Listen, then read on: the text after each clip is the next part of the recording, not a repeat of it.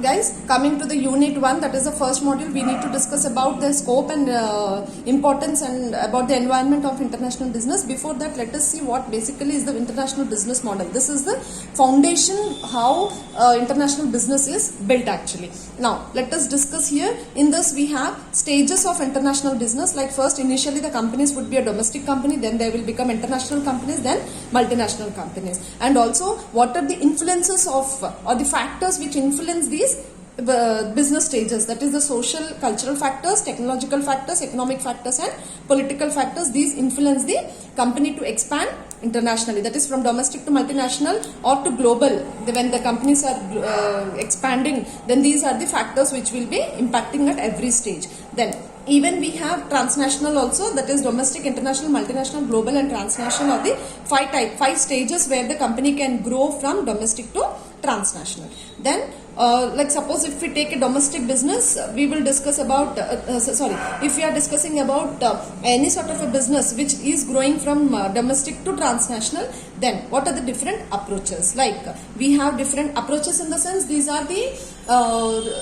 is the system or the method or the process how a company should work. In this we have ethnocentric approach, polycentric, regiocentric and geocentric. It is the way or the method how a domestic company will work when it is expanded either multinationally, globally or internationally. Okay. Now even we will discuss about what are the factors that will influence our international business. The factors like we have the export factors, the factors based on direct investment, licensing, franchising, turnkey projects, joint venture, mergers and acquisitions. These give an influence.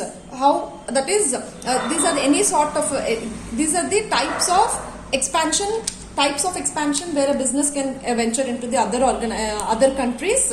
These are the different types, and based on this the influence is on international business. And also we will discuss about actually what are the goals, advantages and problems in international business. Now goals are like market share, that is every business when it is expanding from global to transnational, it will obviously will have a high thought on about the market share. It will try to increase its market share. High profits it will think of, and risk it will obviously try to avoid the risk, and resource acquisition, try to acquire the resources from different parts of the if it is international business, different parts of the country, and if it is a global, different parts of the globe, it will try to get the resources can in terms of financial resources, human resources or any sort of an other resources like material even. Now and also expand the business capacity. So these are the goals of every business which is trying to expand internationally. Keep in mind these are the few goals and the major goals.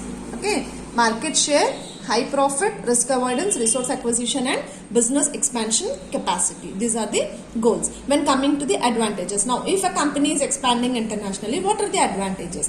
Now the advantages, low price of manufacturing here you can get, because when you are expanding you can go to the foreign country where the raw materials are cheap, and you can even go for production at a very less cost. Variety of goods you can get, and high living standards, that is you can increase the living standards of your country, as well as the economic growth takes place, and also it will be a competitive advantage. These are the advantages. And when coming to the problems, obviously every coin two sides. If we see, one side you will have advantages and other side you will have disadvantages or the problems when you are expanding globally or internationally. Like you have to face the political risk, you have to face some foreign debts in the sense when the currency rates fluctuate between our country to that country, then at that time you need to pay back to that country some sort of an debts. So which to clear it takes you to again improve your economic conditions. Then also we have exchange instability, that is the same thing, exchange instability when the currency fluctuates, the rupee coin when the rupee value diminishes and depreciates, and the foreign currency appreciates, then at that time exchange instability occurs. And also when the cost of the production or the cost of materials is high, you will face a severe problem when you are expanding international. So guys, if you remember this simple model of international business, then you can answer complete 115 marks question in terms of stages of internationalization, the approaches, as well as the influences, as well as the types of businesses, the way, the methods how you can enter into foreign markets, and also goals, advantages and problems.